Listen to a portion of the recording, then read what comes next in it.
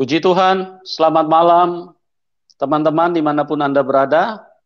Di dalam kasih dari Tuhan Yesus Kristus, di dalam sukacita yang berlimpah-limpah, kami kembali hadir pada malam hari ini untuk menyapa, berbagi kepada semua yang sudah hadir di dalam link ini. Kami bersyukur dan kami terus berdoa supaya semua kita ada di dalam kebaikan Tuhan dan bisa masuk di dalam rencana Tuhan. Dan kita bersyukur bahwa Tuhan di dalam Roh Kudus-Nya hari-hari belakangan ini bekerja dengan begitu luar biasa, menjamah dan mengubahkan banyak orang dari hidup yang berlatar belakang dari kegelapan dipindahkan untuk menuju kepada terang, dari orang-orang yang hidup di dalam penderitaan, hidup di dalam keputusasaan, hidup di dalam sakit penyakit, hidup di dalam pergumulan, di dalam keputusasaan. Tuhan hadir dan menjamah mereka dan mengubahkan mereka. Dan channel ini adalah untuk memberi ruang bagaimana orang-orang yang telah diubahkan Tuhan, yang dijamah Tuhan, sehingga mereka boleh bisa mengalami kasih Tuhan yang luar biasa. Dan itu sebabnya mereka ingin hadir dan bersaksi dan bercerita tentang kebaikan Tuhan, dengan tujuan supaya setiap telinga yang mendengar, setiap mata yang melihat bisa mendapatkan berkat Tuhan yang luar biasa, karena Tuhan Yesus, Tuhan yang maha baik, Tuhan yang ingin berbagi, Tuhan yang ingin hadir di dalam setiap hidup manusia. Oleh sebab itu, buka hati pada malam hari ini, kita akan dengarkan kesaksian yang luar biasa, bagaimana seseorang yang berlatar belakang, yang begitu banyak pergumulan, ya, dia sering ingin mengakhiri hidupnya, beberapa kali berulang-ulang, tetapi Tuhan Yesus terus menyelamatkan, Tuhan Yesus terus menjaga kekasih ini daripada kematian. Dan itulah yang membuat dia pada malam hari ini merasa begitu bersyukur dan berterima kasih kepada Tuhan. Oleh sebab itu dia ingin berbagi kepada kita, supaya berkat yang dia terima dari Tuhan itu bisa tersampaikan kepada kita, kepada banyak orang. Oke, kita sambut Mbak Fitriani Rizky. Selamat malam Mbak Fitri. Selamat malam Pak Pendeta. Shalom. Iya, bagaimana kabarnya? Puji Tuhan luar biasa. Baik. Selalu dalam lindungan Tuhan. Oh, haleluya. Iya. Ya. Oke, puji Tuhan ya. Nah, pada malam hari ini kami tim channel Yusuf Manubulu menyampaikan terima kasih kepada Anda yang sudah bersedia berkenan hadir untuk berbagi di dalam kasih dari Tuhan Yesus Kristus, supaya setiap telinga yang mendengar, setiap mata yang melihat bisa mendapatkan berkat yang luar biasa. Bagaimana Tuhan Yesus telah menyelamatkan Mbak Fitri dari berbagai serangan maut yang pada waktu itu ingin sekali untuk supaya Mbak Fitri segera berakhir dari kehidupan ini. Nah, bagaimana kisah selengkapnya Mbak Fitri bisa ceritakan kepada kita semua dari latar belakang Mbak Fitri, dan kemudian bagaimana kejadian-kejadian yang telah terjadi di dalam kehidupan Mbak Fitri. Oke? Dan pada malam hari ini mungkin kesaksiannya diawali dengan sebuah lagu. Oke, Mbak Fitri, ruang dan waktu kami serahkan kepada Anda. Silakan Mbak Fitri. Oke.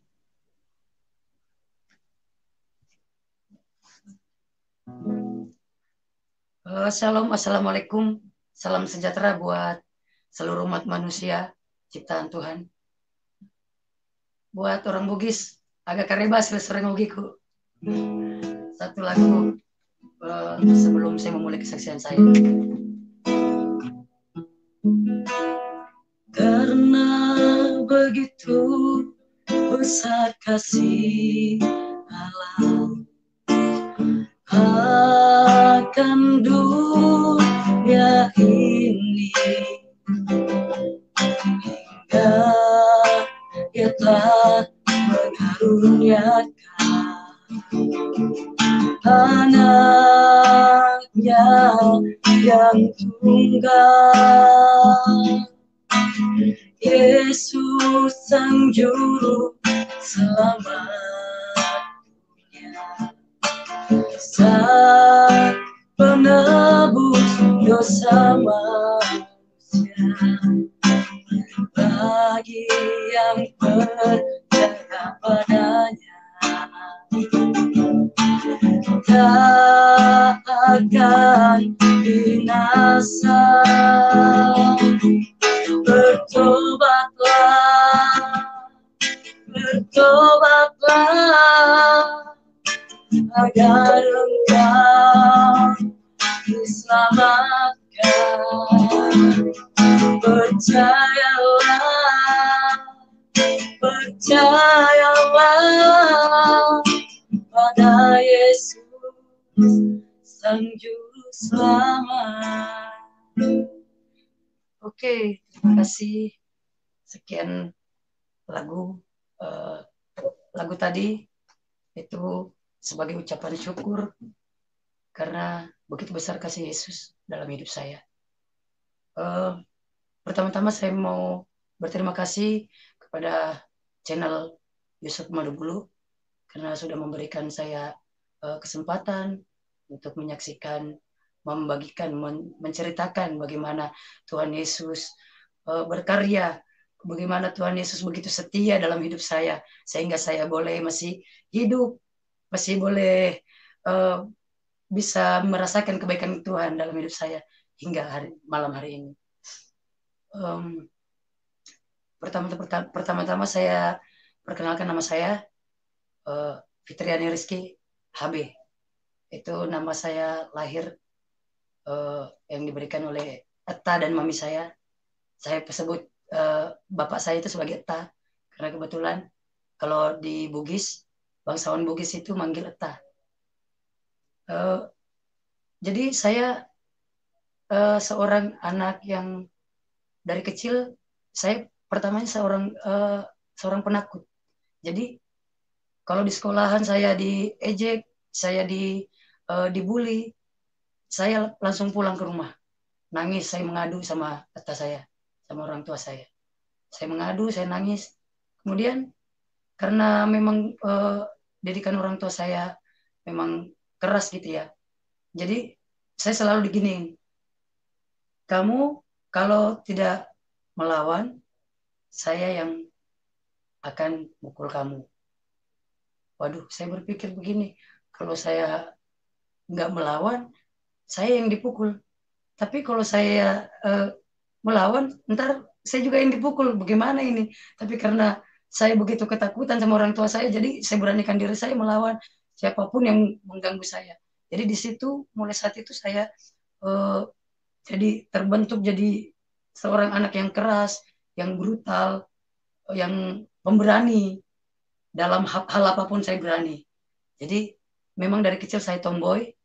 Dan maaf sebelumnya, saya mau kasih tahu suara saya sampai serak kayak gini, sampai kayak cowok itu karena kebanyakan minum racun. Sepertinya seperti itu ya. Pengaruh minum racun. Dan saya dari kecil itu sangat benci sama orang namanya orang Kristen. Pokoknya bagi saya orang Kristen itu orang kafir dan orang Kristen itu musuh saya. Jadi waktu SD saya punya teman sekolah namanya, saya nggak usah sebutkan namanya. Teman saya cewek, dia seorang Kristen. Pokoknya saya yang pimpin teman-teman saya yang lain buat bully dia. Sampai akhirnya dia trauma, dia nggak mau masuk sekolah lagi gara-gara saya. Dan begitu seterusnya sampai saya SMP, saya SMP-nya di SMP Muhammadiyah Parepare. Jadi saya lulus SMP Muhammadiyah. Waktu SMP saya pakai kerudung, tapi roknya pakai celana karena saya nggak bisa jalan kayak cewek feminim. Saya jalannya ngangkang-ngangkang kayak cowok. Jadi pakai celana. Saya nggak nyaman kalau pakai rok karena memang dari kecil saya tomboy. Dan waktu SMP cita-cita saya pengen jadi polwan. Jadi sebisa mungkin saya ikutin semua kegiatan-kegiatan yang seperti olahraga, karate. Nah, itu semua saya ikutin. Jadi semakinlah terbentuk saya kayak tomboy gitu ya. Jadi udah semakin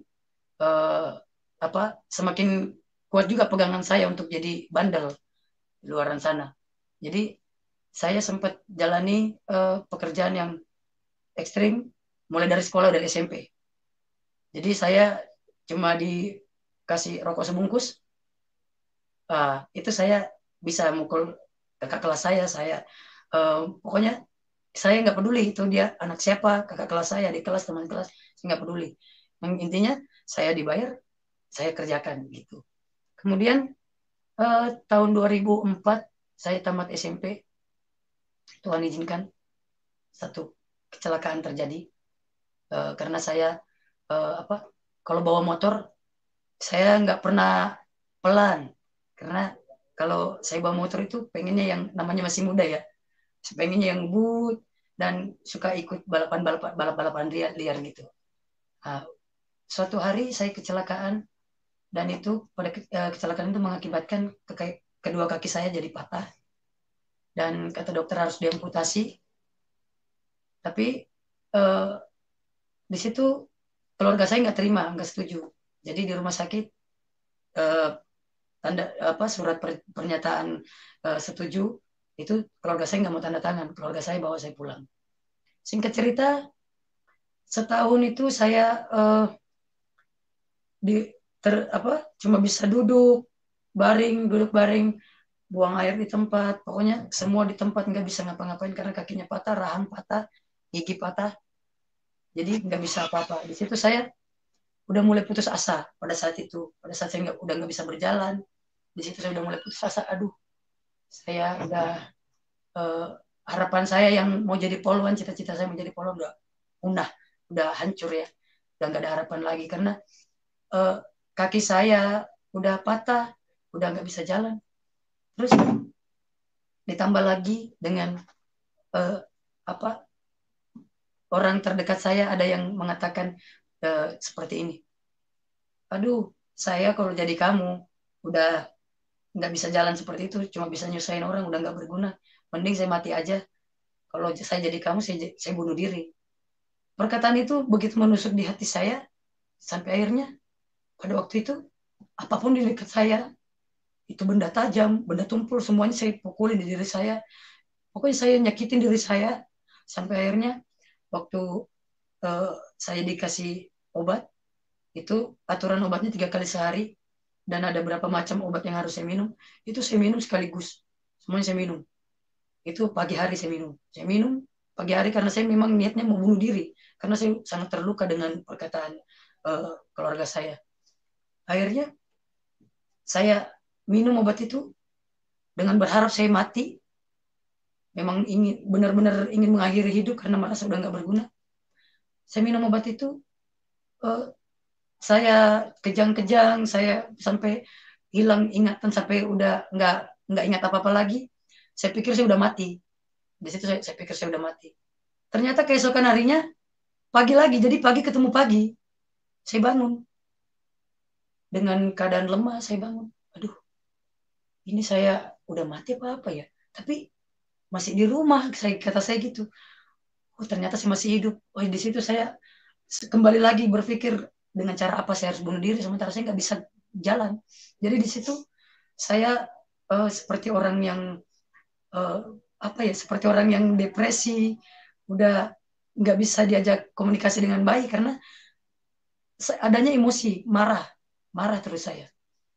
Jadi kakak saya yang pertama yang cowok, dia punya gitar, dia kasih saya, Dek, kamu daripada ngamuk-ngamuk terus, mungkin kamu merasa bete apa gimana, ini mainin gitarnya, belajar, ini ada buku gitar, buku latihan.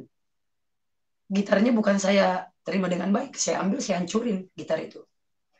Kakak saya mungkin pada saat itu dia mengerti, jadi dia nggak marah. Kemudian berapa minggu kemudian dia datang lagi bawa gitar. Akhirnya saya karena semua barang-barang yang ada di dekat saya di apa udah dijauhkan dari saya biar saya nggak melukai diri saya gitu, karena mungkin keluarga saya ngomong seperti itu nggak berniat untuk menyakiti saya, tapi saya terlalu dalam karena di saat saya kondisinya lagi terpuruk, jadi saya sangat terpukul dengan perkataan seperti itu. Nah, akhirnya singkat cerita, dengan gitar itu saya belajar dan akhirnya saya udah mulai tenang. Puji Tuhan, Singkat cerita, setahun kemudian saya udah bisa berjalan dengan menggunakan tongkat. Terus berapa bulan kemudian saya udah bisa jalan normal. Nah, itu salah satu penyertaan Tuhan walaupun saya belum kenal Tuhan. Terus singkat cerita, saya kan tamat SMP dan setahun itu pemulihan. Jadi harusnya kalau saya sekolah, saya udah kelas 1 SMA. Terus pas tahun kemudian itu saya kelas 2 SMA. Saya masuk di STM. Nah, di situ saya apa kayak lewat jendela gitu. Jadi beli rapor. Jadi langsung kelas 2, saya nggak kelas 1, langsung kelas 2. Dan saya ambil sekolah kejuruan elektronik. Saya sendiri satu-satunya perempuan di dalam kelas. Nah, eh, di situ saya karena saya sendiri perempuan, di situ saya merasa wah, saya udah bangga lagi sama diri saya sendiri. Di situ udah bangkit lagi percaya diri saya. Saya bangga karena sudah bisa jalan. Saya merasa walaupun bentuk kaki saya tapi saya bisa berjalan. Dan karena saya satu-satunya cewek, terus ditakutin dalam kelas sama teman-teman saya yang cowok, semua pada takut sama saya. Jadi saya merasa bangga. Di situ kesombongan saya lagi jadi meninggi lagi. Akhirnya saya yang selalu ajak-ajak mereka minum. Sampai suatu hari baru jalan 5 bulan saya masuk sekolah itu, saya dikeluarkan dari sekolah, di DO dari sekolah, karena saya kedapatan minum di dalam kelas sama teman saya cowok berlima. Nah, akhirnya di situ saya putus asa lagi. Aduh, saya benar-benar udah nggak berguna banget ini. Ya udah, saya semakin brutal. Saya minum-minum, saya obat-obatan, semuanya saya pakai obat-obatan. Terus saya bergaul sama orang-orang uh, yang nggak benar lah. Intinya saya udah salah jalan lah, udah berantem sana sini, berantem sana, pokoknya udah merepotkan orang tua sama sekali, udah nggak ada kebaikan di diri saya.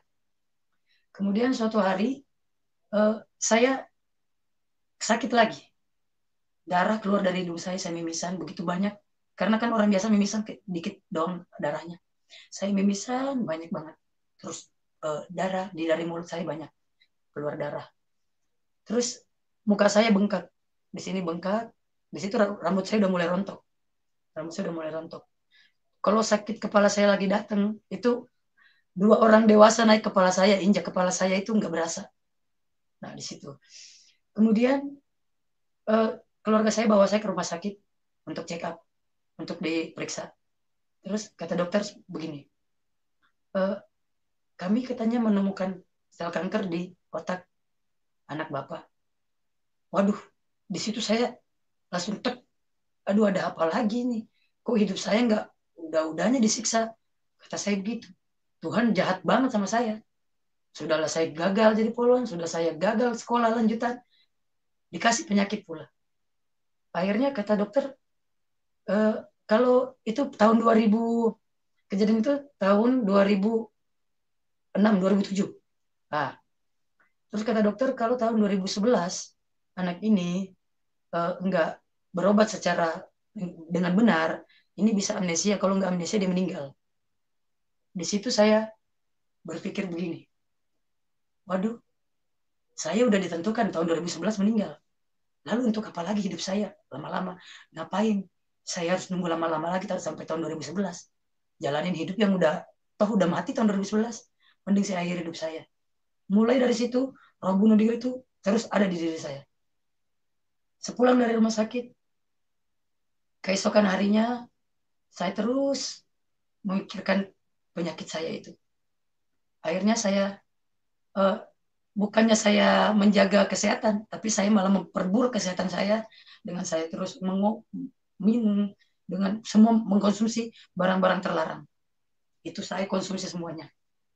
Sampai saya karena overdosis berkali-kali, tapi belum mati-mati juga, selalu di selalu tertolong, overdosis lagi, tertolong lagi. Jadi saya putuskan untuk minum racun.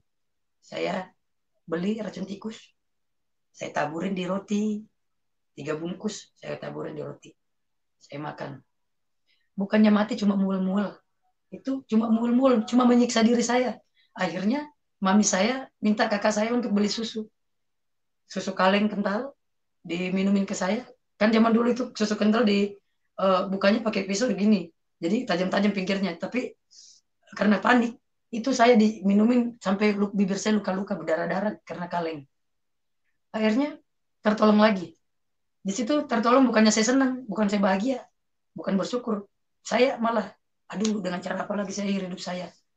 Akhirnya suatu hari saya ambil kain panjang, saya ikat di tiang. Saya tunggu semua orang pada tidur siang dulu, biar hening, nggak ada yang dengar nanti, nggak ada yang lihat. Saya gantung di tiang, saya naik, saya udah merasa nggak akan ada yang nolongin saya.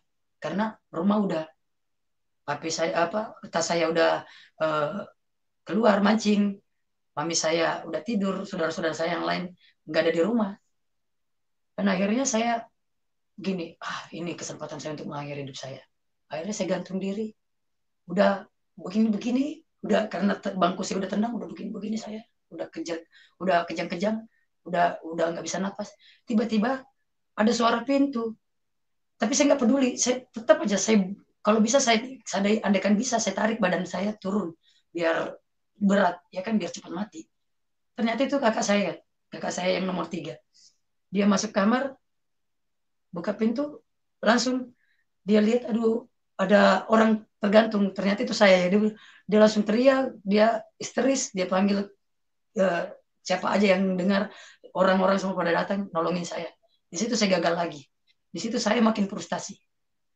Aduh Tuhan, kenapa ini ya? Saya mau mati kok nggak dikasih mati. Tapi dokter itu bilang saya nanti tahun 2011 mati.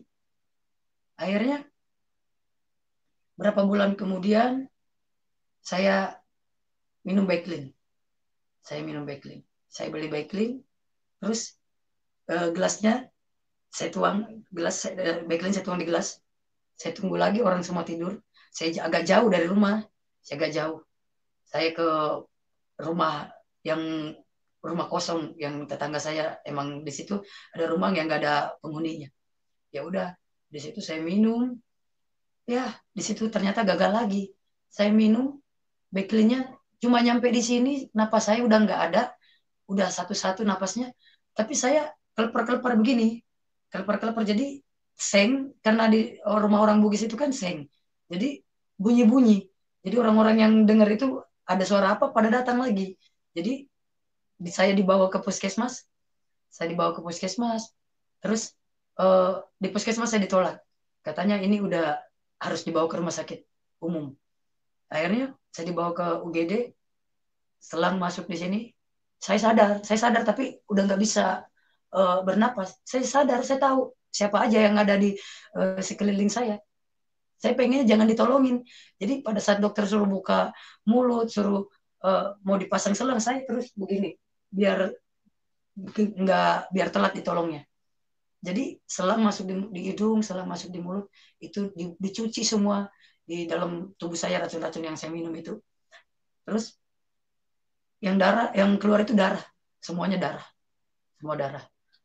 Terus singkat cerita, akibat kejadian itu saya sebulan nggak bisa ngomong, suara saya hilang. Makan pun nggak bisa makan nasi. Jadi ya saya makan cuma bubur. Yang itu bubur pun harus diulek biar disaring terus biar halus. Jadi saya makan pakai sedotan. Karena ini semua di dalam luka. Bibir luka, gusi semua di dalam. Pokoknya pencernaan saya ini sampai ke perut-perut luka. Singkat cerita, karena saya udah capek bunuh diri nggak mati-mati. Oh, dengan satu-satunya jalan mungkin begini. Saya mengkonsumsi lagi obat-obat terlarang yang lebih berbahaya biar saya cepat mati. Akhirnya semua jenis-jenis barang terlarang itu saya cobain sampai ini ada luka sayatan semua di sini.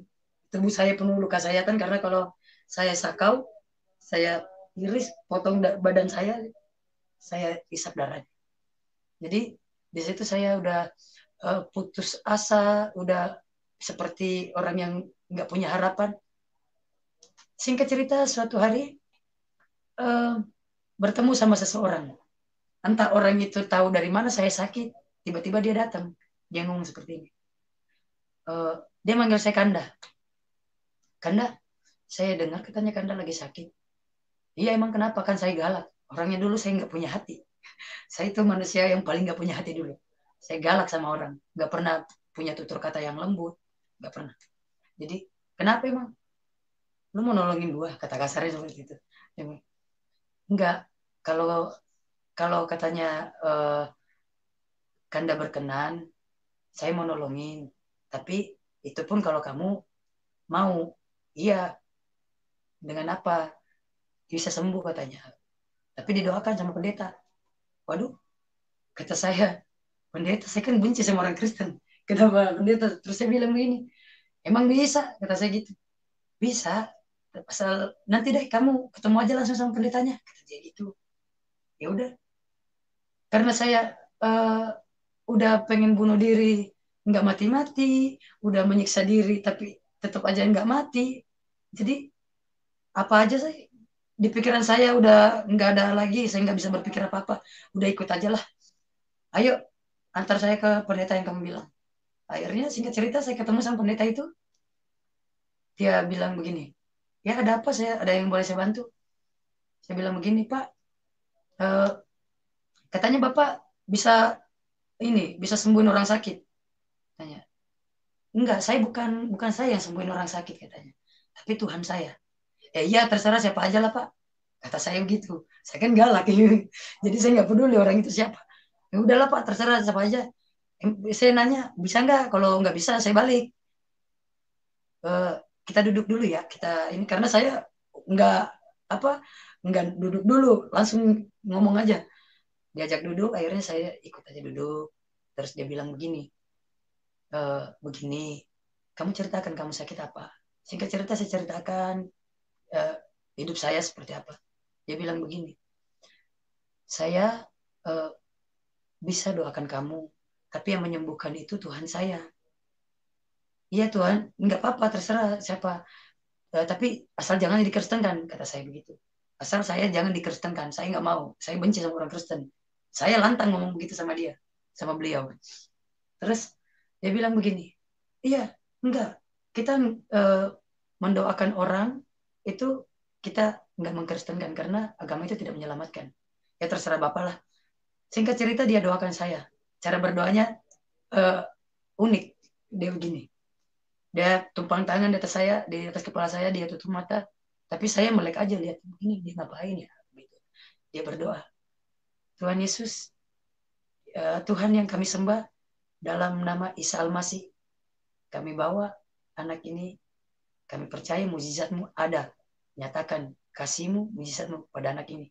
Cuma doa dengan sederhana seperti itu. Jadi saya begini, uh, cuma kayak begini doang, saya juga bisa. Cuma kayak doa, doa kayak gitu, pikir saya dalam hati.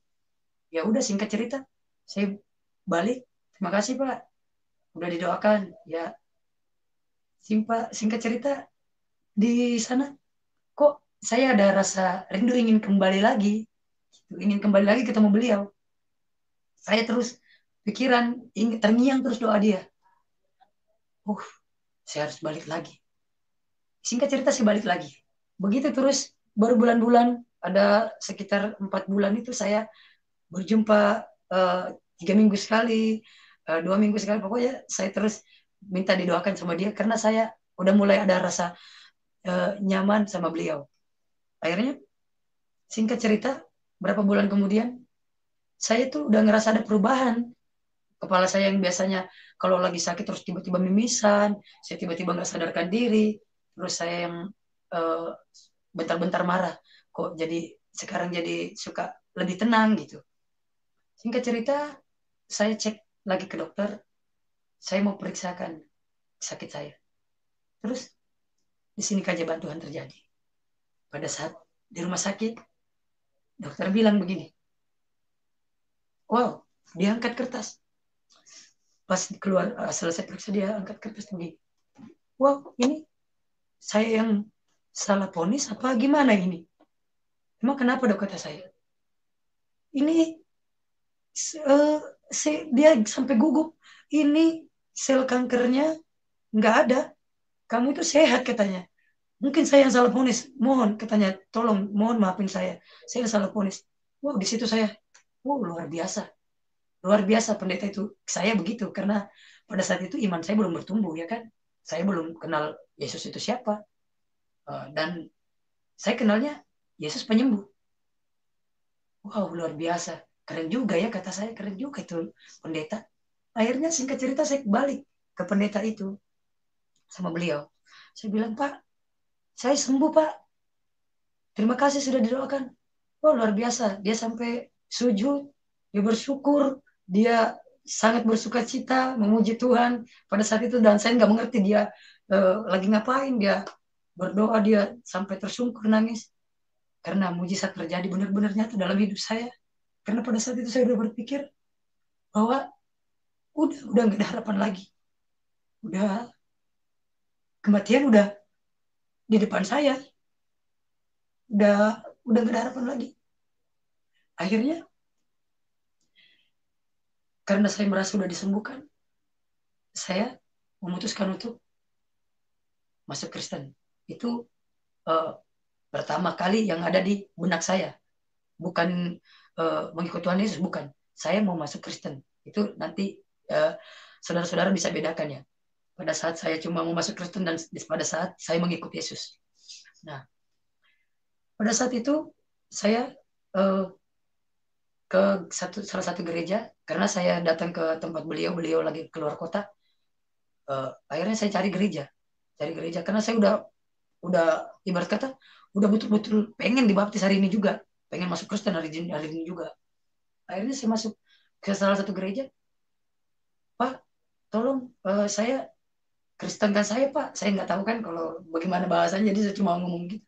Pak, Kristenkan saya, Pak, saya mau masuk Kristen. Pendeta itu begini, mohon maaf, tolong jangan ke sini katanya. Tolong dengan sangat, saya mohon jangan ke sini. Kalau kamu mau masuk Kristen, silakan cari gereja lain, jangan di sini. Saya katanya nggak mau cari masalah. Ternyata pendeta itu takut karena dia tahu papi saya, peta saya itu di Parepare seperti apa. Gitu. Jadi singkat cerita, uh, 2 minggu apa hampir 3 minggu, pendeta yang doakan saya itu udah kembali lagi. Akhirnya saya datang ke dia. Saya bilang, Pak, uh, saya mau ini Pak, mau masuk Kristen. Wah, yang benar, tanya. Kalau mau masuk Kristen nanti berarti kamu udah nggak di agamamu yang dulu. Saya bilang, ya iya saya mau masuk Kristen karena Tuhannya orang Kristen yang sembuhkan saya. Saya bilang begitu. Akhirnya singkat cerita, uh, udah dia bikin jadwal kapan saya di ini. Terus dia bilang begini, saya jadwalkan nanti kita baptis kamu hari Minggu ya. Ya udah. Entah dari mana keluarga saya tahu kalau saya mau dibaptis. Itu keluarga saya, kata saya sampai marah. Dia datang ke pastori, ke rumah beliau, ke rumah pendeta itu. Dia datang 3 motor, 1 motor berdua berdua. Tapi kata saya itu datang dengan uh, parang, dengan senjata tajam. Uh, dan saudara-saudara saya yang lain juga bawa balok. Itu udah siap-siap mau nyerang ke pastori, mau serang pendeta yang mau baptis saya. Dan waktu itu gini, dia datang, dia nggak ucapkan salam, dia nggak apa, langsung, yang mana mau baptis anak saya? Siapa yang baptis anak saya? Terus orang yang di dalam yang lagi berdoa, salah satu dari mereka itu langsung bangun ke depan ke pintu. Dia bilang begini, ada apa ya Pak? Itu anak saya siapa yang mau baptis? Dari mana anak saya? Ya anak bapak yang mana? Itu katanya Fitriani. Mana anak saya? Oh, anak bapak ada di dalam. Akhirnya saya keluar. Waduh, saya di situ udah ketakutan. Aduh, tas saya pasti habisin saya ini. Pasti saya dimatiin di sini. Terus pendeta itu datang. Pendeta saya yang doain saya, dia datang. Terus dia begini, Bapak, maaf, sebelumnya kita bisa ngobrol dulu sebentar. Nggak usah ngobrol, kata saya gitu. Nggak usah ngobrol, nggak usah. Kau yang mau baptis anak saya, Bapak harus mengerti dulu arti baptisan itu seperti apa, baru Bapak marah. Kalau nanti Bapak nggak berkenan, boleh silakan Bapak marah, tapi dengarkan dulu, kata beliau, kata pendeta itu ya kan. Akhirnya dia, papi saya sampai ini takut, duduk di bangku di situ. Dia duduk terus gini, ya udah jelasin apa katanya itu. Dia kalau tas saya nggak bilang baptis, dia bilang baktis. Karena orang Bugis itu kayak gitu, baktis. Ya, itu anak saya dibaptis. Kenapa mau di Kristen kan? Mau dimasukin Kristen. Terus dijelaskan seperti ini. Bapak, eh, anak Bapak dibaptis itu bukan berarti masuk Kristen. Terserah anak Bapak. Nanti dia mau Islam atau Kristen terserah.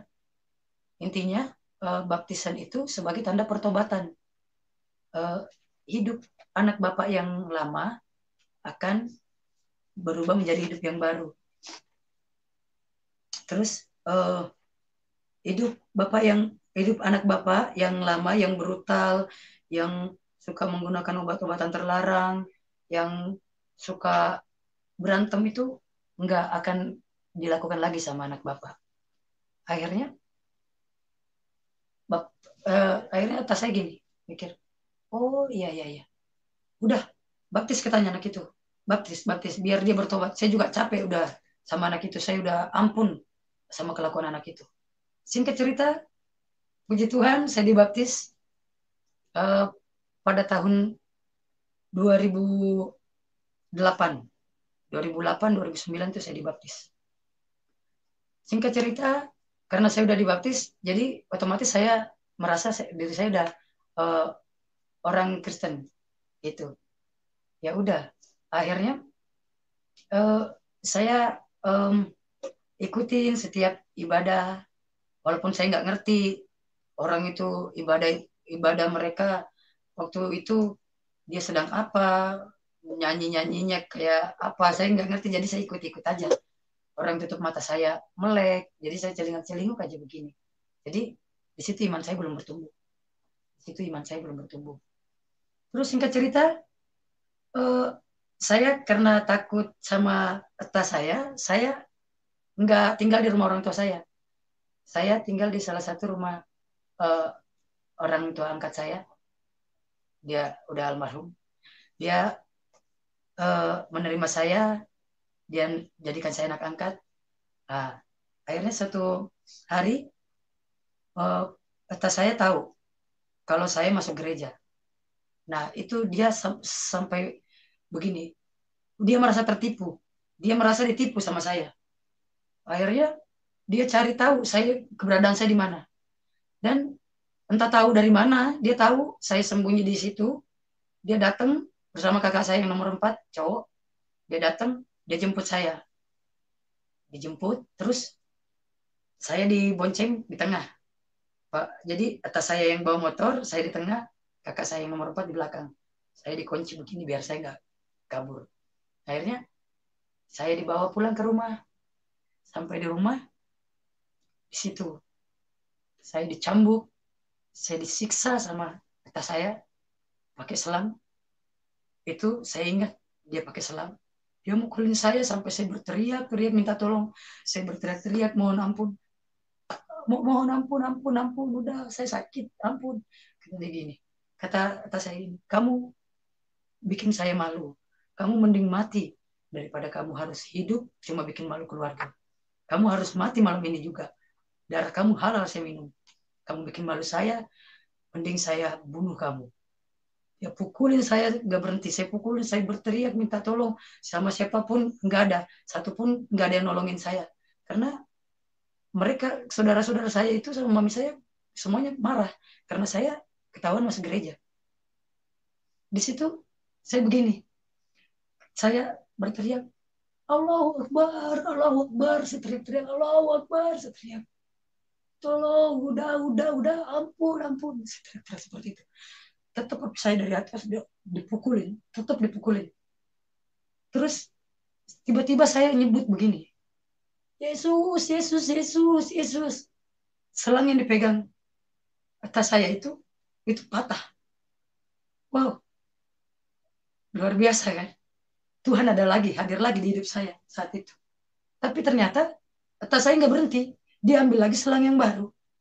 Dia ambil selang yang baru, dia tetap pukulin saya sampai badan saya semuanya lebam-lebam, merah, bahkan ada yang mengeluarkan darah. Saya dipukulin, benar-benar nggak ada ampun. Sampai saya berpikir begini, benar, kemarin-kemarin saya minta mati, kayaknya malam ini saya mati. Saya berpikir seperti itu. Saya mati di tangan tas saya. Akhirnya, singkat cerita, lagi saya dipukulin itu, tas saya langsung seret saya masuk ke dalam rumah, ke bawah, karena rumah orang Bugis itu rumah panggung. Jadi di bawah rumah itu ada eh, kamar lagi. Saya diseret, dimasukin ke dalam situ, kaki saya dirantai, diikat, digembok. Terus papi saya bilang begini, saya ngomong gini, kamu sampai membusuk di sini, saya nggak akan bukain. Kamu panggil saya nama binatang, kalau saya buka, kamu akan mati membusuk di sini.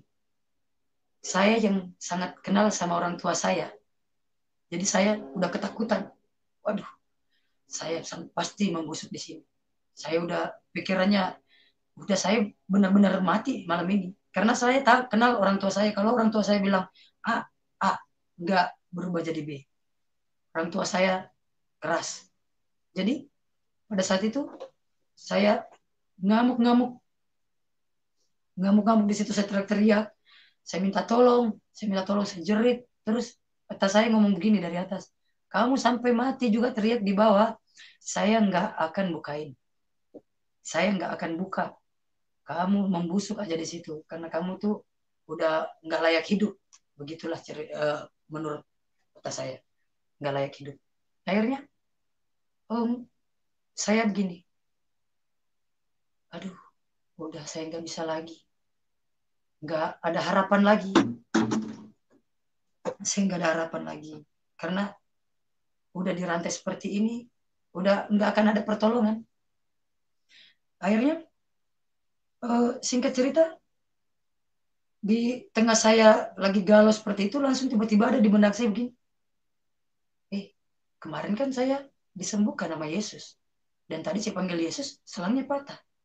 Coba deh, kali benar diselamatkan lagi. Saya bilang begini, saya nantang Tuhan. Yesus, kalau memang kau benar Tuhan, lepaskan saya dari ikatan ini, dari rantai yang mengikat kaki saya. Karena saya sangat kenal orang tua saya. Ini nggak akan dibuka. Sampai benar-benar saya bilang kalau saya nggak akan injak gereja lagi. Tapi karena saya memang udah merasa jadi orang Kristen, jadi saya nggak mau. Di situ iman saya belum bertumbuh ya saudara. Cuma saya di situ uh, lagi menantang Tuhan. Saya begini, Yesus kalau memang kau benar Tuhan, lepaskan saya dari ikatan ini. Tidak lama kemudian, singkat cerita, tidak lama kemudian jam 12 malam, atas saya turun. Saya dengar suara langkah kaki dari atas. Dia turun, dia turun dari atas rumah, turun ke tempat saya. Dia bilang begini, nah, kamu jangan ke gereja lagi ya. Ayo ikut, katanya, sama Eta naik ke atas. Dibuka gemboknya, dibawalah saya ke atas, ke rumah, di kamar. Dia bilang, tidur ya nak, istirahat. Janji, kamu jangan ke gereja lagi, jangan bikin malu Eta, katanya. Akhirnya di situ saya begini, wow, luar biasa. Ini benar-benar saya nggak salah ini. Tuhan, ini Yesus ini benar-benar Tuhan ini. Nah di situ Yesus menyatakan dirinya kesekian kalinya dalam hidup saya. Akhirnya malam jam 1, sekitar jam setengah 2, orang di rumah udah pada tidur. Akhirnya saya pergi dari rumah, saya kabur, saya minggat, saya nggak balik-balik lagi ke rumah. Saya kabur ke Manado. Terus saya nggak betah di Manado, saya uh, pergi lagi ke Balikpapan. Pokoknya saya jadi pengembara. Nah terus kalau saudara bertanya uang dari mana, itu saya jual barang-barang terlarang. Di situ saya belum bertobat sepenuhnya karena saya belum beriman. Saya cuma merasa diri saya udah punya Tuhan, Tuhan Yesus, dan saya mengenal Yesus itu Tuhan penyembuh dan Tuhan yang baik, gitu doang. saya belum beriman karena firman Tuhan belum saya dengar sama sekali, belum ada. Jadi pada saat itu di situ saya mulai brutal lagi dengan saya jadi pengedar, bahkan saya sempat jadi bandar. Nah, singkat cerita, di situ saya terlibat satu perkelahian, keributan. Saya memukul seseorang dan orang tuanya nggak terima. Itu saya dilaporkan ke kantor polisi. Itu saya setelah kembali ke Parepare ya, maaf, saya lupa jelaskan. Itu saya setelah kembali dari Timika, saya ke Parepare, terus di situ di kampung halaman saya, Parepare. Terus di situ saya berantem sama seseorang, terus orang tuanya nggak terima. Orang tuanya laporkan saya ke polisi. Di depan penyidik, saya dimaki-maki sama orang tuanya. Saya dimaki-maki, semua perkataan-perkataan kotor yang nggak enak didengar, dia lontarkan kepada saya. Terus saya bilang begini, Ibu, tolong bisa diem nggak? Kalau Ibu nggak diem, nanti saya tampar. Saya bilang begitu. Kata ibu itu begini, ya udah, tampar aja kalau berani. Karena saya orangnya, kalau ditantang ini, dibilang lata ya, kayak orang lata. Itu saya langsung berdiri, saya gampar ibu itu, terus saya pukul sampai matanya biru lebam. Akhirnya saya bukan diinterogasi lagi sama penyidik, karena pada saat itu saya lagi diinterogasi. Itu interogasi nggak dilanjutkan, saya langsung diborgol, dimasukkan ke penjara. Singkat cerita, saya di penjara. Terus di penjara itu saya belum selesai lagi kenakalan saya. Saya minta sama teman saya untuk dibawakan obat barang terlarang. Ya, saya selipin waktu saya di persidangan, kan di persidangan boleh dikunjungi. Nah itu pada saat sidang putusan itu saya. Jadi saya divonis 6 bulan, tapi saya dipotong tahanan. Jadi yang saya jalani 3,5 bulan. Akhirnya singkat cerita saya barang itu saya masukkan ke dalam dalaman saya, celana dalam saya. Jadi pas kembali ke lapas itu saya merasa gini, oh aman karena di situ nggak ada pemeriksaan pas di persidangan. Ternyata di dalam lapas ada pemeriksaan. Itu yang saya nggak sadari, saya nggak nyangka kalau akan diperiksa sampai telanjangin. Itu yang periksa sipir perempuan yang memang khusus untuk periksa cewek ya. Jadi singkat cerita saya diperiksa, barang itu jatuh.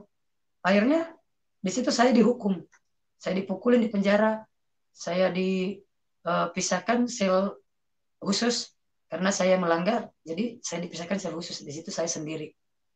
Singkat cerita, di situ saya begini lagi, aduh, kok nggak udah penderitaan saya ya. Padahal saya udah uh, ikut Yesus, saya udah pindah agama, kata saya begitu. Itu bahasa saya dulu. Saya sudah pindah agama, kok saya menderita begini ya. Tantang Tuhan lagi coba. Saya begitu. Tuhan, kalau saya bebas dari penjara, saya benar-benar mau bertobat. Saya janji. Saya nggak mau menggunakan barang-barang terlarang lagi. Saya nggak mau nakal lagi. Saya mau rajin ke gereja. Di situ saya terus bilang seperti itu, tapi seolah-olah nggak ada jawaban. Dan yang bikin saya terpuruk di penjara itu karena orang tua saya nggak nengokin. Orang tua saya, saudara saya, dan sekian banyak teman-teman saya yang pernah saya uh, ibarat kata dia numpang di kosan saya, itu semuanya nggak ada yang nengokin saya. Cuma satu aja itu yang bawakan saya barang itu. Cuma satu orang doang itu yang nengokin saya. Di situ saya begini, iya, orang tua saya udah benar-benar nggak ini, udah nggak peduli sama saya. Ditambah lagi saya udah jadi Kristen, saya di penjara. Singkat cerita, di situ saya bilang sama Tuhan, Tuhan Yesus, tolong saya. Saya berjanji, kalau saya keluar dari penjara, saya mau bertobat. Saya mau benar-benar bertobat. Tidak melakukan yang enggak baik lagi, saya mau jadi orang baik. Singkat cerita, saya sebulan sebulan jalanin sel khusus dan akhirnya saya bebas dari penjara. Keluar dari penjara itu, bebas dari penjara, bukannya saya bertobat, malah saya semakin jadi kembali lagi menggunakan obat-obatan terlarang itu. Dan akhirnya di situ mungkin karena saya udah entah saya kebanyakan, ketinggian, kekencangan apa gimana, saya akhirnya bingung saya mau kemana. Saya di sini orang tua saya udah nggak mau terima saya, dan saya suka saya dengar kabar selalu orang tua saya itu, kata saya, selalu mau bunuh saya. Pokoknya dimanapun saya berada itu selalu dikejar. Itu kata saya, selalu mau dibunuh. Ancaman dia seperti itu. Dimanapun ketemu saya pasti mau dibunuh karena saya bikin malu keluarga. Singkat cerita, tahun 2014 saya berniat buang diri ke kota orang. Akhirnya saya memutuskan ke Jakarta. Nah, di sini kehidupan baru saya dimulai. Sejak pertama kali datang ke Jakarta, karena di Jakarta saya nggak punya kerjaan, jadi saya terlantar di jalan. Saya tidur di emperan toko. Kemudian saya, karena nggak punya kerjaan, saya ikut-ikut orang amin. Karena saya bisa gitar tapi nggak bisa nyanyi. Jadi saya nyanyinya kemana, gitarnya kemana. Terus singkat cerita, saya dipertemukan sama seseorang. Saya dipertemukan sama seseorang yang itu saya percaya itu Tuhan pilih. Karena kenapa? Maaf, itu saya percaya Tuhan pilih. Dan pilih untuk menuntun saya. Karena saya kan di perantauan ini, saya di Jakarta, orang yang ngamen itu kasih saya julukan Ara. Nama saya Ara. Di tongkrongan saya namanya Ara. Ara itu anak rantau. Tapi saya ganti jadi anak raja. Nah, saya dipertemukan sama seseorang yang bernama Ara juga. Singkat cerita, dia bilang, itu apa? Kamu cewek apa cowok? Saya cewek. Kok kamu suaranya kayak cowok? Nggak tahu, mungkin kebanyakan minum racun, kata saya. Dan singkat cerita, dia berulang-ulang kali sering bertemu saya, dan dia punya anak satu. Dia sering datang kunjungi saya sama anaknya, bawa makan, dan akhirnya dia ngajak saya tinggal ke rumahnya.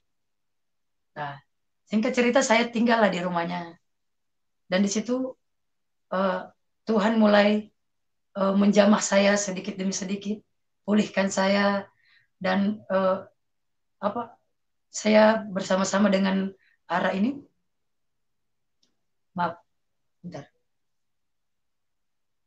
Terus saya di rumahnya, saya di sini saya lihat kehidupan dia sehari-hari.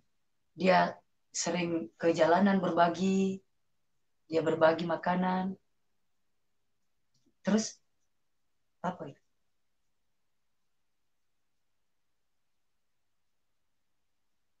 Ya, maaf, maaf, maaf. Terus saya lihat di kehidupan dia sehari-hari, dia suka berbagi. Dan saya tanya dia, ternyata dia bilang dia Kristen. Terus kami mencari, karena waktu itu pada tahun 2014 itu kami nggak ada gereja. Akhirnya kami mencari gereja, dan puji Tuhan kami bertemu satu gereja di daerah Tangerang. Nah, di situ kami bergereja. Akhirnya setiap pelajaran yang ada di gereja itu kami ikuti, mulai dari kelas SPK. SPK itu saya pengikut Kristus. Nah, di situ benar-benar saya bersungguh-sungguh belajar, saya benar-benar bersungguh-sungguh mengikut Tuhan. Saya karena terus mendapat pengajaran tentang firman Tuhan, kebenaran firman Tuhan. Nah, salah satunya uh, lagu yang tadi saya bawakan itu ciptaan saya sendiri dari pada saat saya belajar, dan firman Tuhan itu benar-benar kena di hati saya, yang uh, begitu besar kasih Allah akan dunia ini sehingga dia mengorbankan anaknya yang tunggal untuk menjadi penebus dosa manusia. Jadi di situ saya begini, oh ternyata Tuhan Yesus itu sungguh luar biasa. Dengan saya belajar SPK itu, di situ saya dapat pelajaran bagaimana Yesus mengorbankan dirinya, menjadi dari Tuhan, menjadikan dirinya setara dengan manusia, dan dia rela berkorban mati demi dosa-dosa manusia. Di situ saya begini, oh Tuhan luar biasa. Ternyata selama ini saya diberikan anugerah yang begitu besar, anugerah keselamatan, tapi saya sia-siakan begitu saja. Sampai akhirnya saya begini, saya betul-betul bilang sama Tuhan, Tuhan, mulai saat ini hidupku hanya untuk Tuhan. Karena saya begini, dengan apa harus aku balas kebaikan Tuhan? Sekalipun saya berikan semua kehidupan saya kasih nyawa saya sekalipun, semua waktu saya, apa yang saya punya, itu nggak akan cukup untuk membalas kebaikan Tuhan. Jadi saya begini, dengan setiap hari saya belajar, terus mendengarkan pengajaran tentang firman Tuhan, di situ iman saya semakin bertumbuh, dan di situ saya benar-benar meneguhkan iman saya bahwa saya harus melakukan yang terbaik untuk Tuhan. Akhirnya saya memutuskan, di situ saya mengambil bagian singkat cerita saya mengambil bagian di pelayanan di gereja. Yang tadinya saya nggak senang dengan anak kecil, Tuhan izinkan saya melayani anak sekolah minggu. Maaf, Pastor, bisa ditampilkan yang Pastor, maaf, bisa ditampilkan yang pelayanan sekolah minggu? Oke.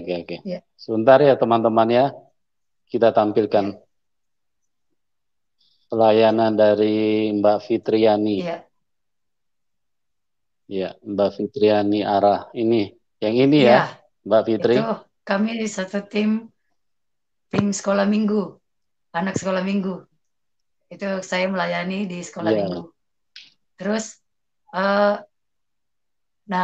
itu ada beberapa puluh anak kami layani. Orang tuanya lagi CG, lagi ibadah. Kami yang iya benar. Champion Gathering. Terus di jalanan kami juga tanpa sepengetahuan, ini yang di jalanan ini kami sengaja nggak expose, tapi ada beberapa video yang kami melayani orang-orang yang yang gangguan jiwa. Ada kami. Sebentar ya, kita tampilkan ya, kita putarkan ya. Itu saya. Sebentar ya teman-teman, kita lagi cari videonya. Itu saya betul-betul ingin melakukan yang terbaik untuk Tuhan, apapun Tuhan suruh. Tadinya saya menolak. Apa ini, saya dibawa ke jalanan? Ini tahun 2014 akhir. Fitriani? Iya. 2014 akhir ya. Oke, kita putar ya. Yang ini ya. Sampai sekarang, sampai hari ini. Air lagi. Oke. Terus next ada lagi.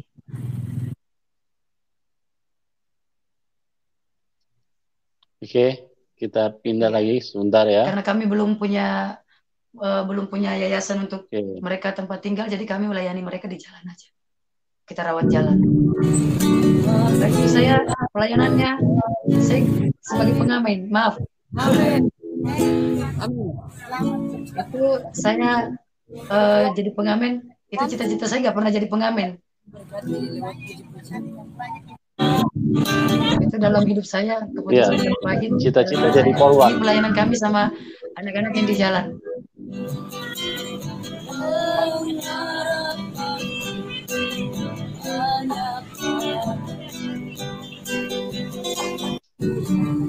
Itu pelayanan saya yang di jalan. Namanya sekarang saya lagi bersama Bapak ini Budi Firmansyah. Namanya sekarang saya lagi bersama Bapak Budi Firmansyah. Ya, Bapak Budi itu yang kami layani di rumahnya Bu Absa ini. Namanya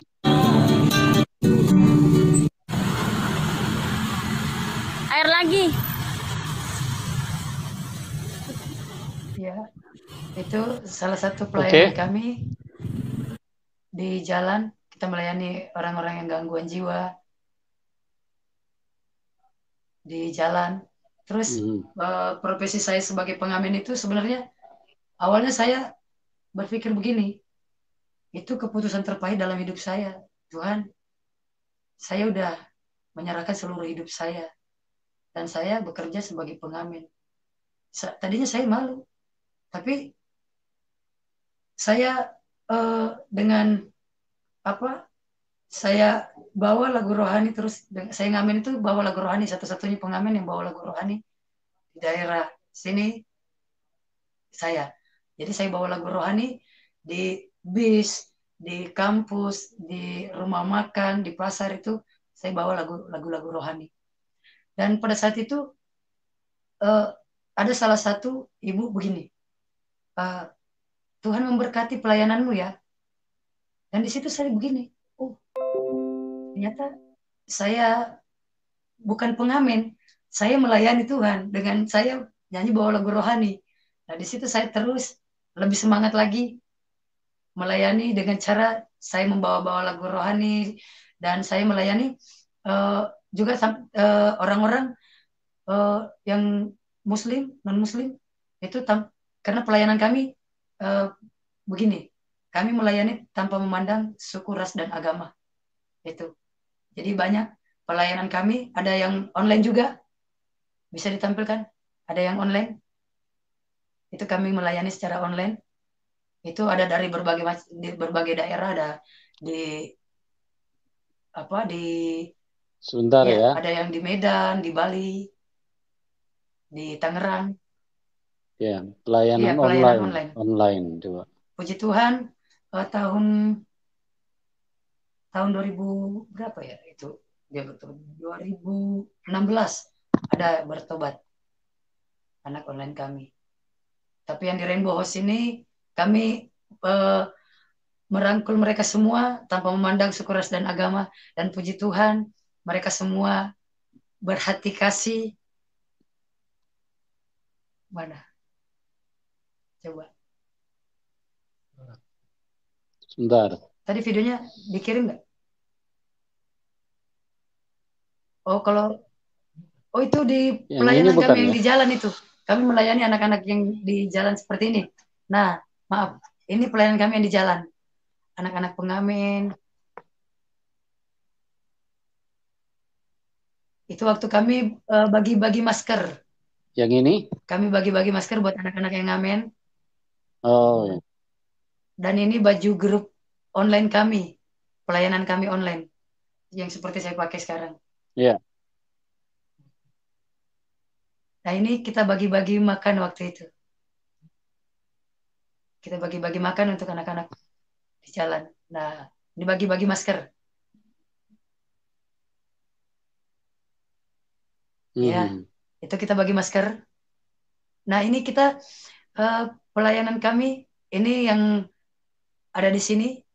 Puji Tuhan. Ya, ini juga pelayanan anak ini kami. Ya. Ya, oke.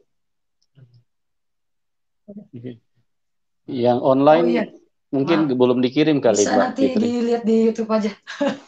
Kalau itu maaf, mungkin tadi enggak sempat kirim.